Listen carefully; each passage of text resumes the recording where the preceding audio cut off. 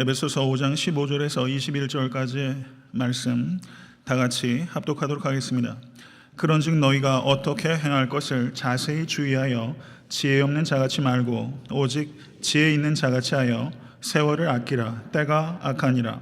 그러므로 어리석은 자가 되지 말고 오직 주의 뜻이 무엇인가 이해하라. 술 취하지 말라. 이는 방탕한 것이니 오직 성령의 충만을 받으라. 시와 찬미와 신령한 노래들로 서로 화답하며 너희의 마음으로 주께 노래하며 찬송하며 범사에 우리 주 예수 그리스도의 이름으로 항상 아버지 하나님께 감사하며 그리스도를 경외함으로 피차 복종하라. 아멘. 하나님의 말씀입니다. 에베소서는 사도 바울의 서신 중에 백미요, 사도 바울의 서신들 가운데 퀸, 여왕이라고 불리는 위대한 하나님의 말씀입니다. 마틴 로이드 존스 목사님께서 이 에베소서에 대해서 말씀하시기를 에베소서의 그 위대함과 그 아름다움으로 인해서 나는 에베소서를 차분하게 소개할 수 없습니다 라고 말했습니다. 성경을 읽으면서 차분해지는 것이 불가능할 만큼 그 가슴이 뛸 수 있다면 그것은 참으로 소망스럽고 복된 일이 아닐 수 없습니다. 오늘 이 말씀을 듣는 여러분과 저는 저희가 이 진리의 말씀으로 인해서 마틴 로이드 존스 목사가 표현했던 것처럼 도저히 차분해지지 않는 그런 뛰는 심장을 가지고 하나님의 말씀을 듣고 먹을 수 있게 되기를 주님을 간절히 축원합니다. 바울 서신서의 일반적인 특징은 전반부는 교리적인 설명이 기록되어 있고 후반부는 실천적인 권면, 교리적인 가르침에 기초한 실천적인 권면이 후반부에 기록되어 있는 그런 일관된 방식을 따르고 있습니다. 에베소서 역시 동일하게 그 방식을 따르고 있고 에베소서 1장부터 3장까지는 하나님께서 우리를 위해서 하신 일을 설명하고 있고 그리고 4장부터 6장은 구원받은 하나님의 백성이 하나님의 영광을 위해서 우리가 무엇을 해야 할 것인지를 권면하는 실천적인 가르침이 이어지고 있는 것입니다.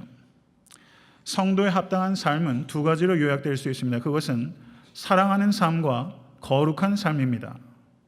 그런데 사랑하며 사는 것도 참으로 어려운 일이고 거룩한 삶을 사는 것도 참으로 어려운 일입니다. 그러니 사랑하는 삶과 거룩한 삶을 동시에 결합하며 사는 것은 얼마나 어려운 일이겠습니까? 그렇지만 사랑과 거룩은 결코 분리되어서는 안 되는 것입니다. 왜냐하면 사랑은 거룩을 통해서 방향을 얻고 거룩은 사랑을 통해서 생명을 얻기 때문입니다. 저는 이 자리에 계신 모든 성도님들께서 이 사랑과 거룩을 결합시키는 건강하고 능력 있는 성도 될 수 있게 되기를 간절히 기도합니다. 오늘 본문 말씀 에베소서 5장 15절에서 21절의 말씀은 사도 바울께서 거룩한 삶의 권면에 대하여 가리킨 부분들 중에 일부입니다. 바울께서는 5장 15절에 너희가 어떻게 행할 것을 자세히 주의하여 라고 말합니다. 그런데 실제 성경 원어는 주의하여 라는 단어가 그저 뒤로 연결되는 말이 아니라 블레페테, 명령형으로 2인칭 복수, 주의하라 라는 명령입니다. 성도의 삶은 자신이 행할 것을 행하다라는 동사는 페리파테오, to walk, to live. 성도는 자신이 어떻게 살고 있는지, how to live, 어떻게 살고 있는지, 혹은 how to walk, 내가 어떻게 걸어가고 있는지를 주의하여 살피는 삶이 되어야 되는 것입니다. 여기서 주의해라 라고 말씀하고 있는 이 블레페테라는 단어가 마가복음 13장에서 예수님께서 감람산에서 마지막으로 종말론 에스카탈로지에 대해서 제자들에게 가르치실 때 마가복음 13장 5절, 9절, 23절, 33절에 주의하라, 삼가라, 깨어있으라. 번역은 여러 가지로 변주되어 있지만 동일한 단어로 블레포, 블레페테, watch. 이것이 예수님께서 종말의 성도들에 가르치시는 가르침이었습니다. 우리는 지금 종말의 때를 살고 있습니다. 믿으십니까? 우리는 시작된 종말과 완성될 종말 사이를 살아가고 있는 성도입니다. 이 성도의 삶은 한마디로 요약하면 watch, 살피는 삶, 주의하는 삶입니다. 저는 여러분과 제가 자신이 어떻게 살고 있는지를 항상 carefully, 자세히 살피는 성도 되실 수 있게 되기를 주님을 간절히 축원합니다. 한국에 기영도라는 시인이 있었어요. 제가 대학교 때 굉장히 좋아했던 시인입니다. 근데 요절했어요. 처녀 시집이 유작 시집이 됐어요. 입속의 검은잎이라는 시집이 있습니다. 굉장히 패시미스틱한 시예요. 그런데 이 기영도의 입속의 검은잎이라는 시집 가운데 재밌는 시가 하나 있어요. 우리 동네 목사님. 글쎄요, 제가 언젠가 어느 시집에 이렇게 등장할 수 있을까요? 우리 동네 목사님. 그 시가 있는데 그 전문을 제가 소개할 수는 없고 그 시의 한 일부분에 아주 의미심장한 내용이 기록되어 있어요. 그 내용이 뭐냐면 성경이 아니라 생활의 밑줄을 그어야 한다. 우리 동네 목사님이 설교 속에서 가르치신 강조점이 뭐냐면 성경이 아니라 생활의 밑줄을 그어야 된다. 이 의미를 제가 생각해 봤어요. 성경의 밑줄을 그어야 합니다. 성경의 밑줄을 긋는 게 나쁘다는 걸 얘기하는 것이 아니라 성경의 밑줄을 그으면서 생활의 밑줄이 가질 않아요. 성경에만 밑줄이 있어요. 이것은 위선적인 신앙입니다.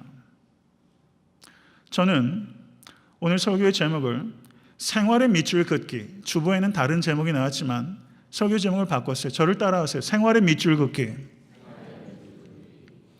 생활의 밑줄 긋기. 주의하여 살피라. 그러면서 사도 바울께서 오늘 본문의 말씀에서 세 군데 밑줄을 긋고 있어요. 그런데 이 밑줄을 어떻게 긋고 있느냐? 사도 바울께서는 이렇게 하지 말아라라는 부정적인 명령과 이렇게 하라라는 긍정적인 명령을 이어서 가리킬 때가 많습니다. 이것은 사도 바울의 특유한 방법 중에 하나였어요. 그런데 오늘 본문에 이렇게 하지 말고 이렇게 하라 라는 부정명령과 긍정명령이 연결된 것이 세 군데 나오고 있고 거기에 밑줄이 있는 것입니다. 15절에 지혜 없는 자같이 말고 오직 지혜 있는 자같이 하라. 17절에 어리석은 자가 되지 말고 오직 주의 뜻이 무엇인가 이해하라. 18절에 술 취하지 말라. 이는 방탕한 것이니 오직 성령의 충만을 받으라. 이렇게 세 군데 사도 바울께서 밑줄을 치고 있어요. 그럼 보통 밑줄을 치면 어디에 제일 강조가 가죠? 마지막에 강조가 가죠. 세 번째, 오직 성령의 충만을 받으라. 여기에는 밑줄 쫙 뿐만 아니라 뭐가 쳐 있을까요? 별표가 거기 있는 거예요. 그래서 별표를 치면서 사도 바울께서 5장 19절에서 21절까지 3절을 할애해서 성령 충만을 받는 사람의 결과, 증거가 무엇인지를 5개의 분사를 통해서 사도 바울께 설명하고 있습니다. 첫 번째 밑줄은 지혜 없는 자같이 말고 오직 지혜 있는 자같이 하라는 것입니다. 그리고 16절에 세월을 아끼라, 때가 악하니라 라고 가리킵니다. 세월을 아끼라, 이것은 명령형이죠. 근데 실제 성경 원어는 이게 명령형이 아니라 분사입니다. 그러면 이것을 우리가 어떻게 이해하는가? 첫 번째 명령이 지혜 없는 자같이 말고 오직 지혜 있는 자같이 하라. 그러면 지혜가 가장 두드러지게 나타내는 것은 어디인가? 세월을 아끼지 않는 자는 지혜 없는 자이고 세월을 아끼는 자가 지혜 있는 자이다. 지혜가 세월을 아껴야 되는 이유는 호티라는 접속사가 있어서 because 때가 악하기 때문이다 라고 사도 바울께서 가르치고 있는 것입니다. 여기에서 세월이라고 번역되고 있는 성경 원어는 잘 아시는 단어입니다. 카이로스라는 단어예요. 카이로스. 그리스에는 시간을 나타내는 단어들이 여러 가지가 있는데 이 카이로스와 대조화되는 시간은 크로노스의 시간입니다. 크로노스의 시간은 지구가 자전하고 공전하면서 생기는 물리적인 시간, 연대기적인 시간, 아무 목적 없이 흘러가는 시간, 이런 시간을 크로노스의 시간이라고 합니다. 반면에 사도 바울께서 세월을 아끼라 라고 했을 때 이 세월은 카이로스의 시간, 이 시간은 목적 없이 흘러가는 시간이 아니라 목적을 가지고 채우는 시간, 그 시간, 목적이 있는 시간, 가치와 의미를 갖는 시간, 계획된 시간, 그 그 시간이 카이로스의 시간입니다. 그 시간을 아끼라 라고 사도 바울께서 권면하고 계세요. 성도 여러분, 여기서 세월을 아끼라 라고 번역되어 있는 성경 원어는 신약 성경에 4번밖에 등장하지 않습니다. 그런데 이 단어가 에베소서에서 여기서 한 번 등장하고 있는데, 이 단어의 뜻은 돈을 주고 구입하다라는 뜻이 있어요. 그러면 카이로스의 시간을 돈을 주고 구입하라 이런 뜻입니다. 문자적으로 번역하면. 그러면 여기에는 영적인 의미는 무엇입니까? 이 시간을 돈을 주고 산 것과 같이 여기고 잘 활용해라 라는 것이 사도 바울의 가르침이에요. 돈 주고 사는 것처럼. 시간은 금이다 라는 말 정말 맞는 말입니다. 돈을 주고 산 것처럼 여기고 잘 활용해라. 이것이 종말의 때를 살아가는 성도의 시간관입니다. 사랑하는 성도 여러분, 이 세상은 참 공평하지 않아요. 그렇죠? 우리도 참 공평하지 못한 사람들입니다. 그런데 하나님께서 모든 인간들에게 공평하게 주신 선물이 있어요. 그게 뭔지 아십니까? 시간이에요. 모든 사람에게 24시간이라는 시간을 주셨어요. 하나님께서는 시간과 공간이 있기 전에 계셨던 하나님이십니다. 믿으십니까? 시간은 하나님께서 지으신 피조물입니다. 시간은 하나님께서 지으셨고 하나님께서 시간의 주인이십니다. 나에게 주어진 시간은 내 것이 아니고 고로 하나님께서 나에게 주신 선물입니다. 이것을 믿으십니까? 이것을 정말 우리가 신뢰한다면 우리는 이렇게 시간을 쓸 수 없습니다. 매 순간 최선을 다하며 살아야 합니다. 왜냐하면 현재의 시간은 다시는 되돌아오지 않는 것이기 때문입니다. 미국의 대각성운동을 이끌었던 조나단 에드워드라는 위대한 신학자 목사님이 계셨어요. 이분이 7가지 나의 결심이라는 그 내용의 글을 남기셨습니다. 그런데 그 7가지가 아니라 70가지. 그 중에 결심 중에 하나가 이거예요. 경청하십시오. 한순간의 시간이라도 절대로 잃어버리지 말고 할 수 있는 가장 유익한 방법으로 이용한다. 이렇게 결심하셨어요. 깊이 생각해 볼 일입니다. 많은 사람들이 이 현재의 시간을 어제와 미래의 그 샌드위치로 살아가요. 어제에 대해서는 후회하고 미래에 대해서는 두려워합니다. 어제 일에 대한 후회와 미래의 일에 대한 두려움으로 우리는 현재의 시간을 잃어버리면서 살고 있습니다. 매일매일 하루하루가 새롭게 시작될 때마다 오늘 이 하루에 하나님께서 나에게 주시는 소명이 있다는 것을 믿으실 수 있게 간절히 바랍니다. 그리고 오늘 하루를 나에게 주어진 마지막 날처럼 여기면서 시간을 선용하실 수 있는 시간의 청지기가 되신 여러분과 제가 될 수 있게 주님을 간절히 축원합니다. 두 번째 사도 바울의 밑줄 긋기는 어리석은 자가 되지 말고 오직 주의 뜻이 무엇인가 이해하라 라는 가르침입니다. 세상에서 어리석다라고 말할 때는 어떤 뜻입니까? 그것은 세상 이치에 어둡고 생활의 지혜가 없는 사람을 어리석다라고 표현합니다. 그런데 성경에서 어리석다라고 말할 때는 그것은 세상에서 어리석다라고 말하는 것과는 전혀 다른 것이고 어리석다라고 말할 때는 주의 뜻과 밀접한 연관이 있는 것입니다. 성경이 말하는 어리석은 사람은 세상 이치에 어두운 사람이 아니라 하나님의 뜻에 어두운 사람이 어리석은 사람입니다. 하나님의 뜻대로 살지 않고 자기 뜻대로 사는 사람, 그 사람이 어리석은 사람입니다. 믿으십니까? 사도 바울께서 그렇기 때문에 어리석은 자가 되지 말고 오직 주의 뜻이 무엇인가 이해하라 라고 권면하고 있는 거예요. 여기서 이해하다 라고 하는 동사는 쉬니에미라는 동사인데 이 동사는 사물이나 사실에 대해서 깊은 깨달음, 통찰을 얻을 때 사용되는 단어입니다. 사물이나 사실은 보통 자연과학자들의 연구 대상이죠. 역사학자들의 연구 대상은 사건입니다. 사물이나 사실이나 사건에 대해서 깊이 통찰하여 깨닫는 것이 이 이해하다는 뜻이에요. 그러면 주의 뜻이 무엇인가 이해하라는 것은 성도들에게 주의 뜻이 무엇인지 깊이 생각하고 통찰하도록 노력해라. 이 가르침을 우리에게 주고 있는 것입니다. 이것을 받아들이십니까? 주의 뜻을 이해하라. 사랑하는 성도 여러분, 우리가 믿는 것은 덮어놓고 믿는 거 아니에요. 덮어놓고 믿는 믿음을 좋은 믿음이라고 얘기하는 거 아닙니다. 성경 덮어놓고 믿지 마세요. 성경 펴고 믿으셔야 됩니다. 우리가 경계해야 되는 것은 지성주의지 지성적 신앙이 아닙니다. 지성적인 부단한 노력을 하라는 뜻입니다. 주의 뜻이 무엇인지 이해하라. 주의 뜻이 무엇인지 지속적이고 부단하게 지적인 노력을 해라. 이것을 사도 바울께서 우리에게 가르치고 있는 바입니다. 아멘? 그런데 한국 교회가 이런 부분에 있어서 굉장히 취약해요. 굉장히 감정적인데 지성적이지 못합니다. 이 부분에 대해서 우리가 깊이 자신의 신앙의 색깔들을 되돌아보고 지성적이며 실천적인 성도가 될 수 있게 되길 주님의 간절히 축원합니다.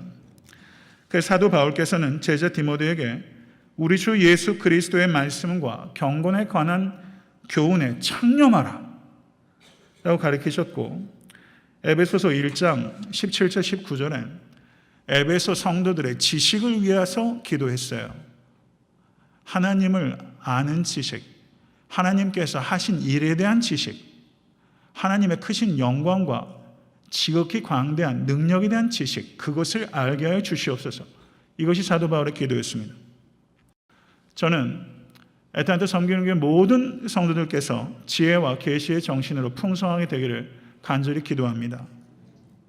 골로새서 1장 9절에서 10절을 보셔도 사도 바울께서 이렇게 중보하십니다. 이로써 우리도 듣던 날부터 너희를 위하여 기도하기를 그치지 아니하고 구하노니 너희로 하여금 모든 신령한 지혜와 총명의 하나님의 뜻을 아는 것으로 채우게 하시고 주께 합당히 행하여 범사에 기쁘시게 하고 모든 선한 일에 열매를 맺게 하시며 하나님을 아는 것에 자라게 하시고. 이것이 사도 바울의 기도였어요. 성도 여러분, 이것이 여러분을 위한 저의 기도가 될 수 있기를 원합니다. 영적인 기도예요. 하나님을 아는 것을 자라게 해달라는 기도입니다. 그리고 그 지식에 합당한 삶을 살게 해달라는 기도예요. 제가 성도님들을 위해서 드릴 수 있는 최고의 기도가 있다면 이런 기도입니다. 성도가 최우선적으로 구해야 되는 것은 떡이 아니라 뜻입니다. 주님께서는 떡이 필요 없다고 말씀하신 것이 아니라 떡을 최우선적으로 구해서는 안 된다는 것을 가르치신 것입니다. 참된 성도가 먼저 구해야 되는 것은 떡이 아니라 뜻이며, 참된 성도는 떡을 얻은 것에서 행복을 누리는 것이 아니라 뜻을 이루는 데서 행복을 느끼는 사람입니다. 믿으십니까? 저는 성도님들께서 주의 뜻이 무엇인지를 이해할 뿐만 아니라 그 주의 뜻대로 순종함으로 누리는 풍성한 행복을 경험하실 수 있게 간절히 소원하는 것입니다.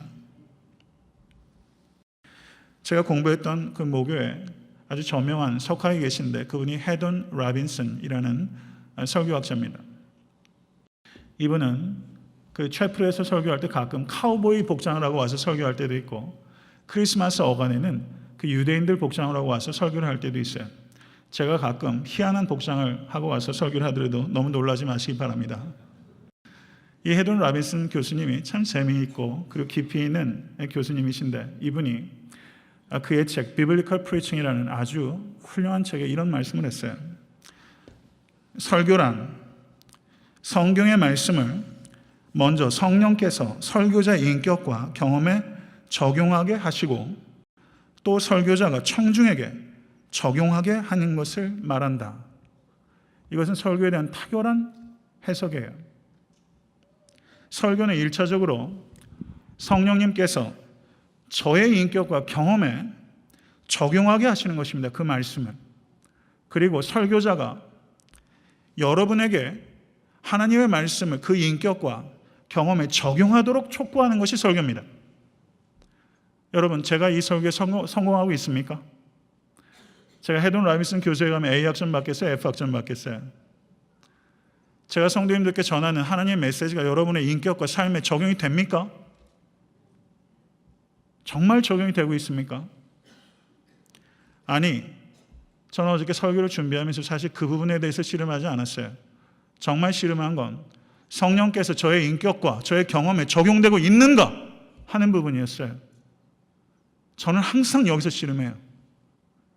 제가 이번에 캐나다에 가서 총회에 참여하면서 느낀 게 정말 내가 죄인이다. 이건 하나님 앞에, 성도 앞에 제가 립 서비스 하는 게 아니라 정말 죄인이라는 것도 깨달았어요. 정말 죄인이구나. 말씀을 전해서 성도님들의 인격과 삶에 적용하라고 설교하면서 정작 나는 성령님께 내 인격과 그리고 내 경험이 얼마나 만져주고 있는가, 이 부분에 대해서 정말 많은 것들을 생각했습니다. 필립 브룩스라는 신학자가 Joy of Preaching, 설교의 기쁨이라는 책을 썼어요. 저는 이 책의 제목을 보면서 항상 Joy of Preaching, 설교의 기쁨은 Pain of Preaching, 설교의 고통과 항상 같이 가요. 이게 저에게 있어서 한 번도 분리된 적이 없어요.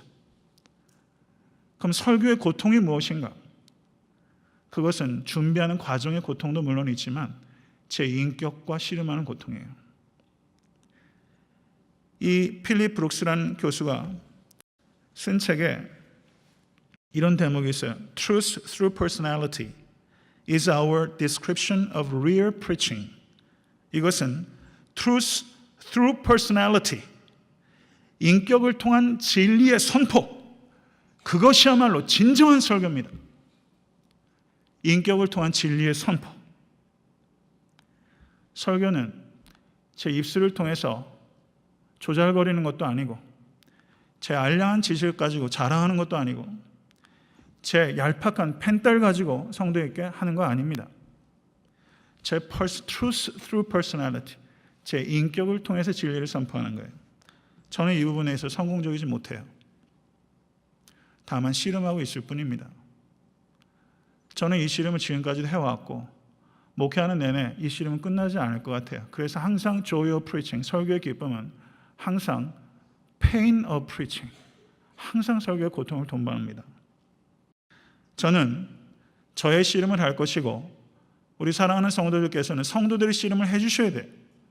그 씨름은 뭐냐면 이런 씨름을 하는 목회자가 씨름 끝에 성도님들께 하나님의 말씀을 증거하며 성도 여러분, 그 말씀이 여러분의 인격과 경험에 적용이 돼야 됩니다.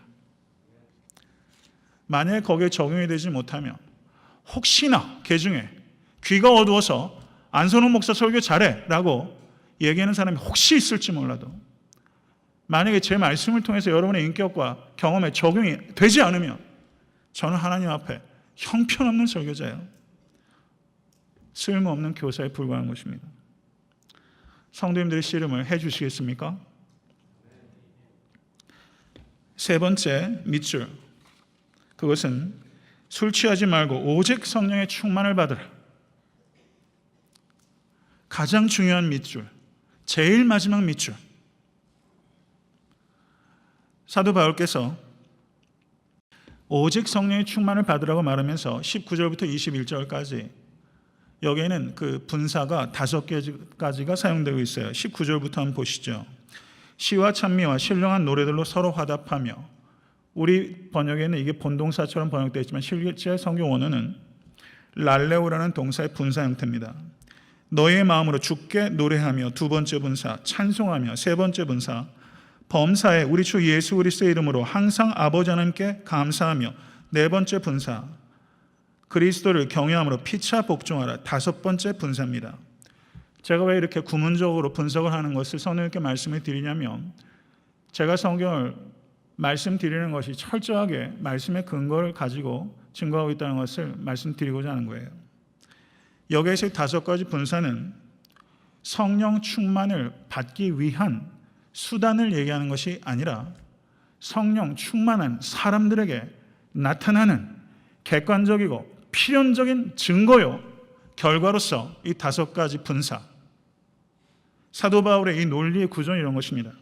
술 취하지 말고 오직 성령의 충만함을 받으십시오. 성령의 충만함을 받는 사람은 이러한 일들이 있게 될 것을 나는 약속합니다.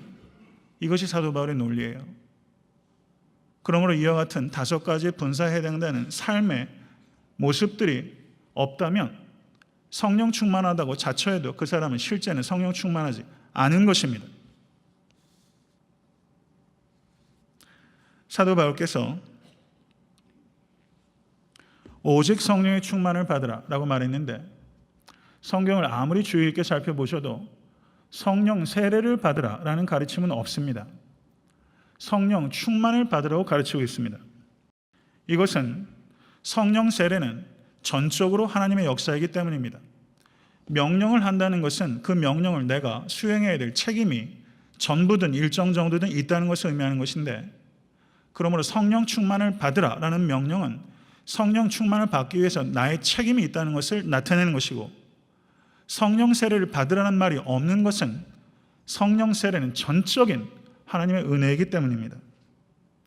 성령 세례는 성도가 성령으로 말미암아 위로부터의 탄생, 중생할 때 하나님께서 모든 성도에게 주시는 보편적이고 시초적인 인문적인 축복입니다. 사랑하는 성도 여러분, 중생하셨습니까? 아멘. 정말 중생하셨습니까? 정말 중생하셨다면 그분은 성령 세례를 받은 것입니다. 성령 세례와 특별한 영적인 체험이나 영적인 은사가 동반될 수 있어요. 그런데 어떤 이들은 경우에 따라서 성령 세례를 받으면 반드시 방언이 나타나야 된다 이렇게 말하는 사람들도 있습니다. 그것은 성경적이지 못합니다. 왜냐하면 성령의 은사, 성령의 체험을 주시는 이는 삼위일체 하나님이신 성령님이시기 때문입니다. 성령님께서 자신의 뜻에 따라 우리에게 선물로 주신 것이 성령의 은사요, 성령의 체험입니다. 믿으십니까? 성령을 우리가 조작할 수 없습니다. 성령께서 우리를 다스리십니다.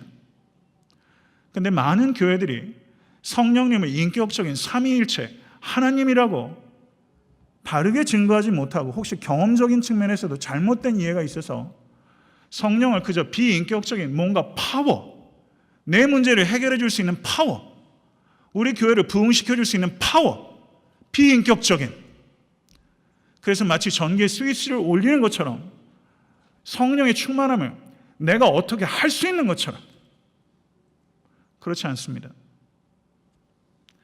성령님께서 인격적인 하나님이시라는 것을 받아들이실 수 있는 여러분과 제가 될 수 있게 간절히 바랍니다. 하나님은 자유롭고 주권적입니다.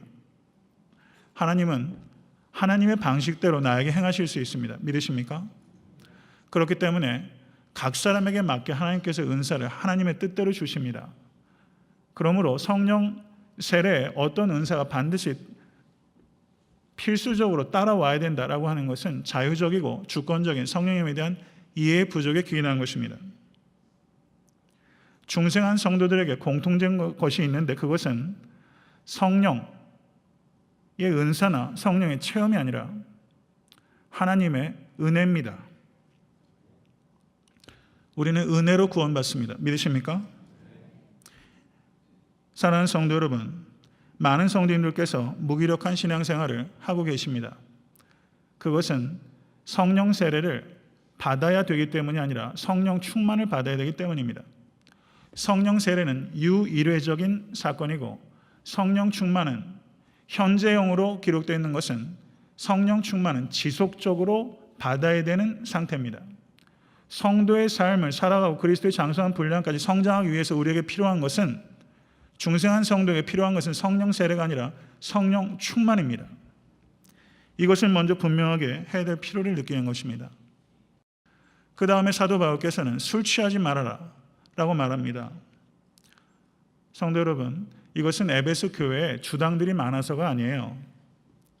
그래서 이 이야기를 하는 것이 아니라 술 취했을 때의 증상과 성령에 취했을 때 나타나는 심프텀이 유사한 점이 많고 대조할 수 있는 부분들이 많기 때문입니다.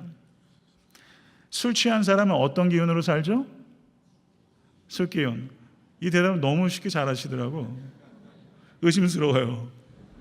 성령에 취한 사람은 어떤 기운으로 살죠? 성령의 기운. 술에 취한 사람은 어떻습니까? 그 결과는 방탕입니다. 그런데 성령에 충만한 사람은 절제합니다. 성령의 9가지 열매는 사랑의 관문으로, 현관으로 들어가서 절제의 문으로 나와요. 성령의 9가지 열매를 싸고 있는 것은 사랑과 절제예요.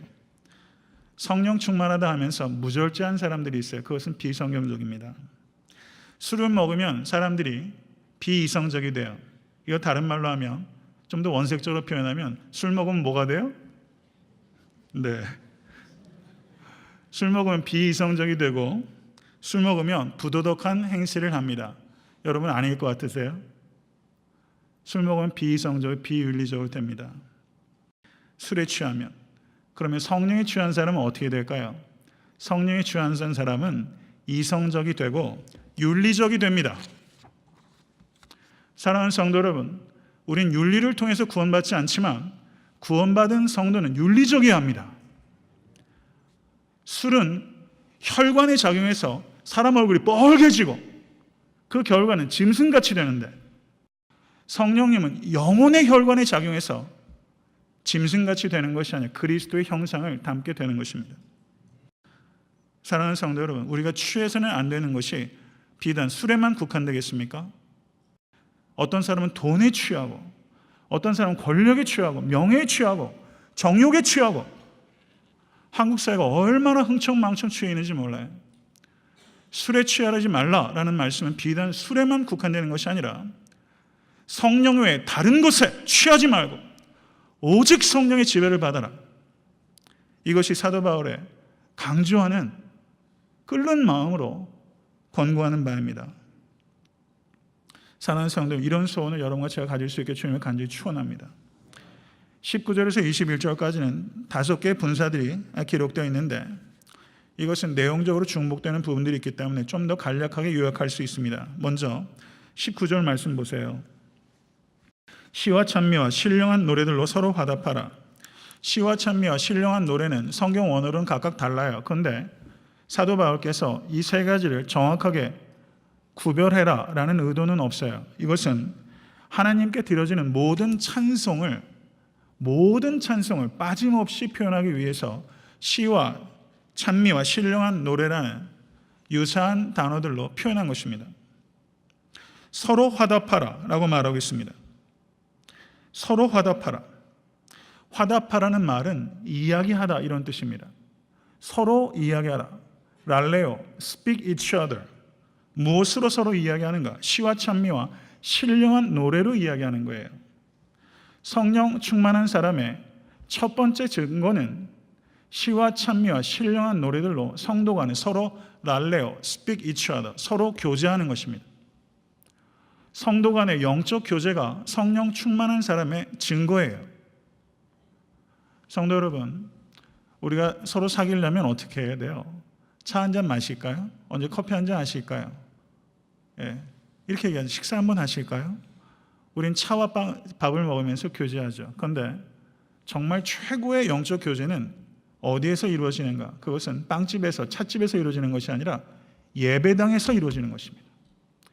시와 찬미와 신령한 노래로 우리가 서로 화답하며 찬양할 때 성도 간의 최고의 영적 교제가 바로 이 예배당에서 이루어지는 거예요. 이것을 우리는 몰랐어요. 우리가 하나님께 찬송하는 것은 최일차적으로 하나님께 찬양하는 것입니다.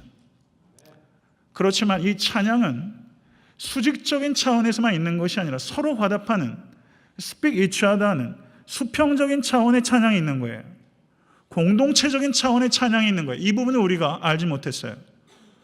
우리 찬양을 할 때 보면 어떻습니까? 그 찬양 안에 고백과 교훈이 있고 가르침이 있고 주의 훈계가 있어요. 그런 찬양을 하면서 서로가 서로에게 화답하며 교육하고 권면하며 하는 성도 간의 진정한 교제가 찬양 가운데도 있다는 것을 이 차원을 우리는 분명히 깨달아야 됩니다. 이것을 사도 바울께서 성령 충만의 증거라고 말씀하셨어요. 개중에는 교회가 교회답지 못한 것에 대한 염증을 가지고 있는 사람들이 있죠. 그래서 무교회주의자들이 있어요.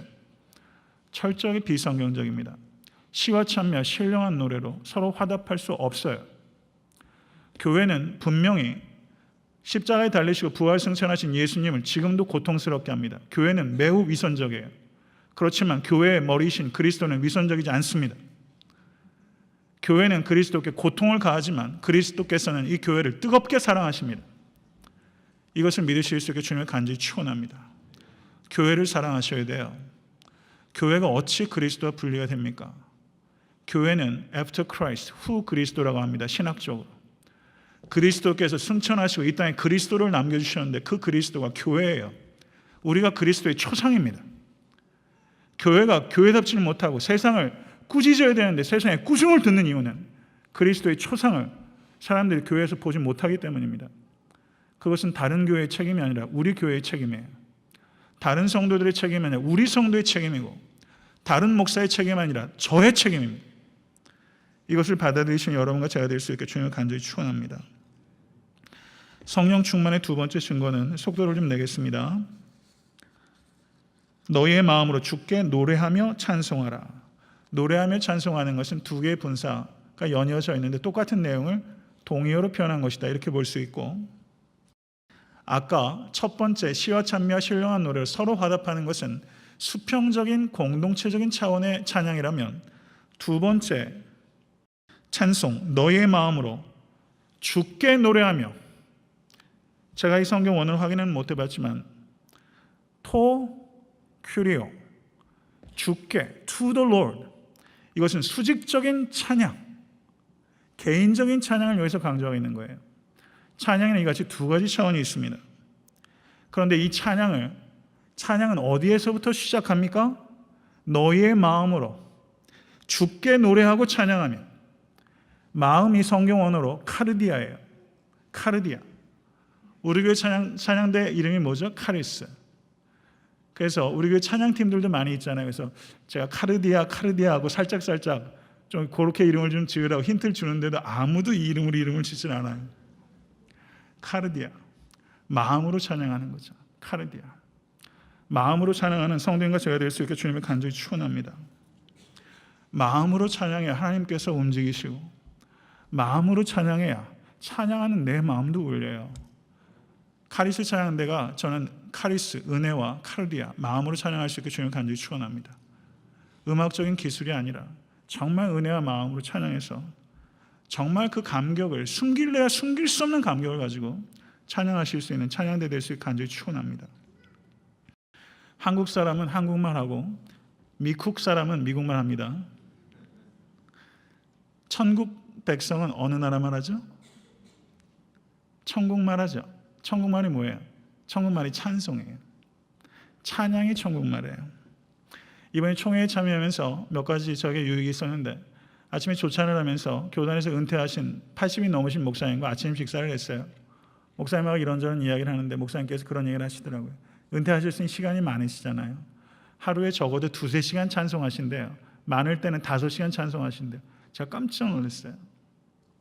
그래서 1년에 수십 송, 그런 말이 있는지 모르겠지만 수십 번 찬송가를, 그 몇백 곡 되는 걸 수십 번 찬양하신대요.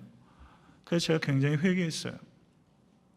찬송이 많이 부족하다는 걸 느꼈어요. 올해 저희 교회가 성경 일독합니다. 내년에는 일독일송. 다른 교회에서 얘기하지 마십시오. 이거 흘러가면 안 돼요. 일독일송. 애틀랜타 성경교회는 일독일송하는 교회. 일독일송하는 교회. 정말 많이 느꼈어요. 아, 찬송해야지. 천국 언어로 찬양해야지. 그렇게 찬양하실 수 있는 여러분과 제가 될 수 주님을 간절히 축원합니다. 문제가 해결돼서 찬양하는 게 아니라 찬양할 때 문제가 해결돼요. 성령 충만의 세 번째 증거는 범사의 우리 주 예수 그리스도의 이름으로 항상 아버지 하나님께 감사하는 것입니다. 불평 잘하는 사람이 있어요. 일이 잘 되든 못 되든 항상 불평해요. 그러면 불평은요, 성령 충만하지 못하는 뚜렷한 증거입니다. 감사가 성령 충만한 증거입니다. 그리스도인의 감사는 조건적인 감사가 아니라 무조건적인 감사하고, 그것은 범사에 항상, always, in everything, 범사에 항상 감사하는 것이고, 이것은 비본성적인 감사예요. 이게 무슨 말이에요? 이게 되는 얘기예요? 범사에 항상 어떻게 감사해요? 인간이 어떻게 이렇게 해요? 그런데 할 수 있어요. 거듭난 인간은 할 수 있어요. 어떻게? 우리 주 예수 그리스도의 이름으로 감사하는 거예요. 이것은 우리 주 예수 그리스도 안에 하늘의 모든 신령한 복이 우리 주 예수 그리스도 안에 있기 때문입니다. 이 믿음을 갖고 있기 때문에 범사에 항상 감사할 수 있는 거예요. 예수 그리스도 밖에 있는 복들처럼 보이는 그 거짓된 복들이 세상에 많아요.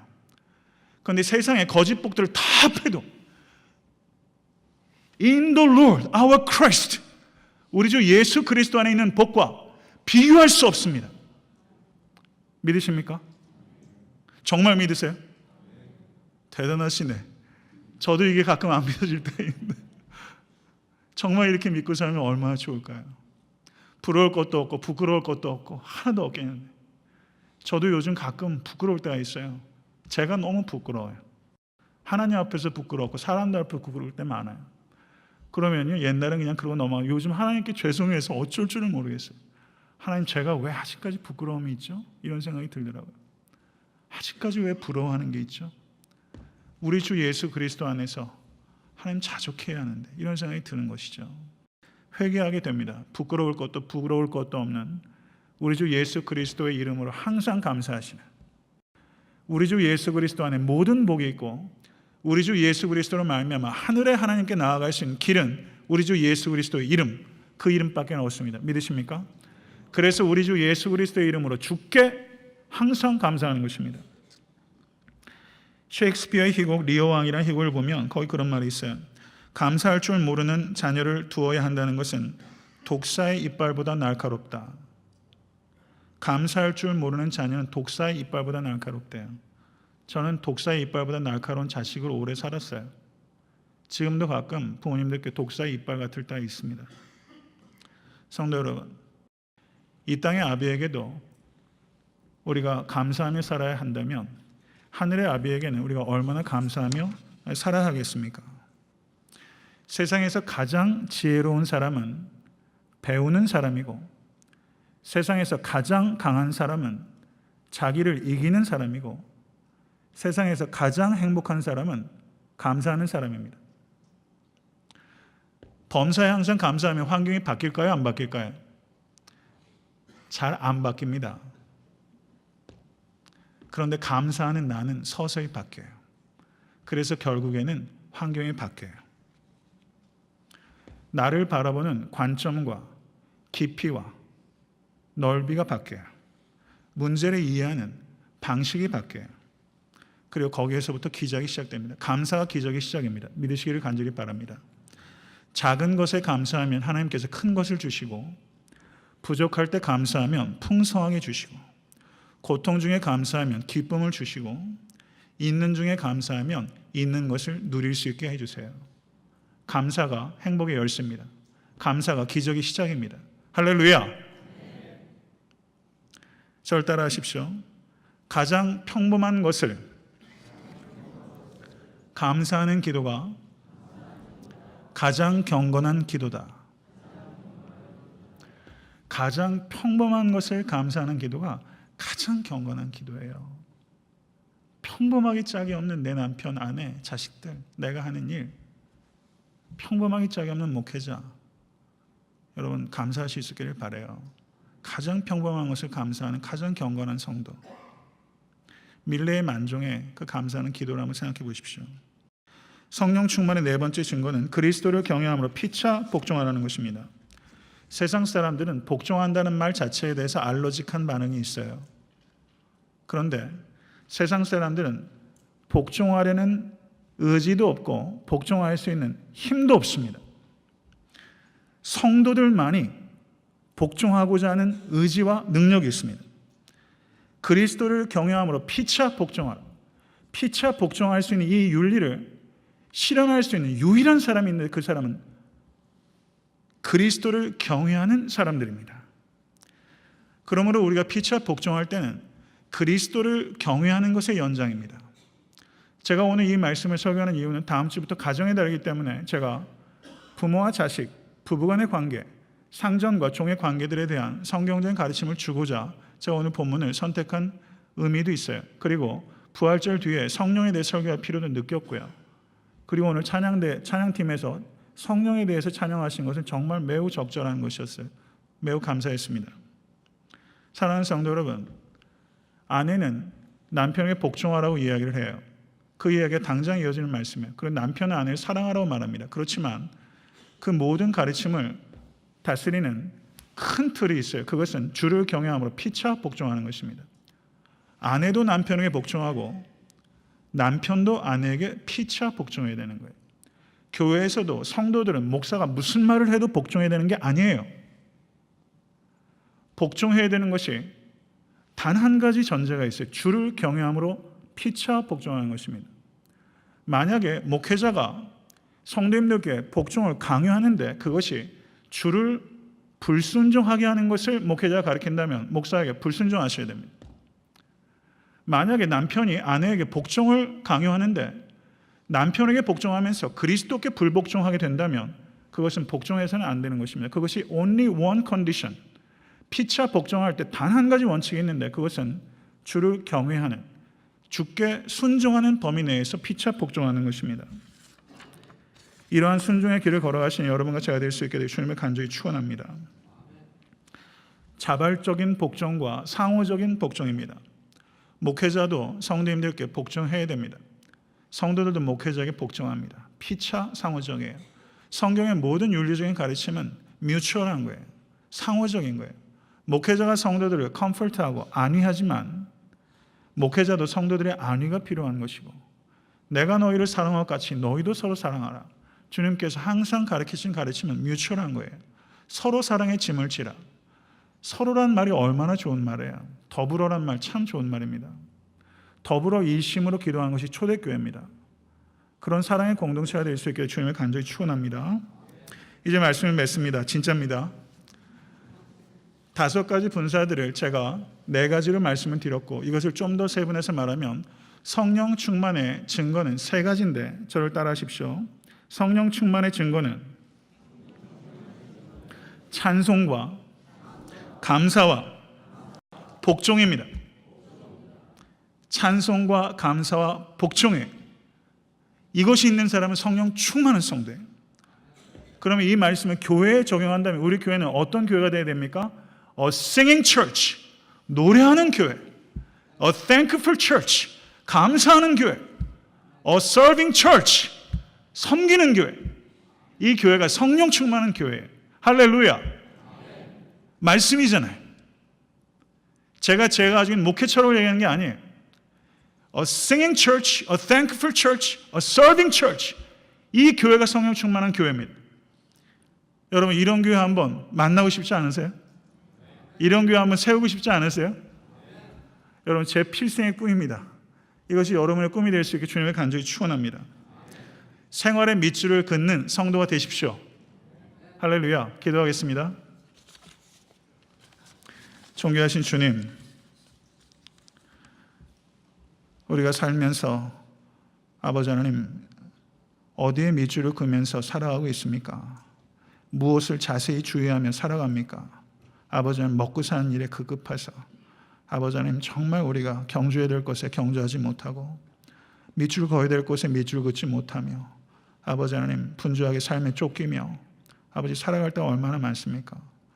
아버지 시간을 아끼기 위해서는 시간을 불필요한 곳에 썼던 것을 포기할 수 있도록 아버지 하나님 도와주시고 아버지 하나님 떡이 아니라 뜻을 먼저 구할 수 있도록 인도해 주시고 뜻을 구하며 살 때 떡을 주시는 하나님을 경험할 수 있도록 인도해 주시옵소서. 존귀하신 주님, 우리 애타한테 섬기는 교회가 노래하는 교회, 감사하는 교회, 섬기는 교회 되게 하소서. 아버지 우리 사랑하는 성도들 그런 성도 되게 하소서.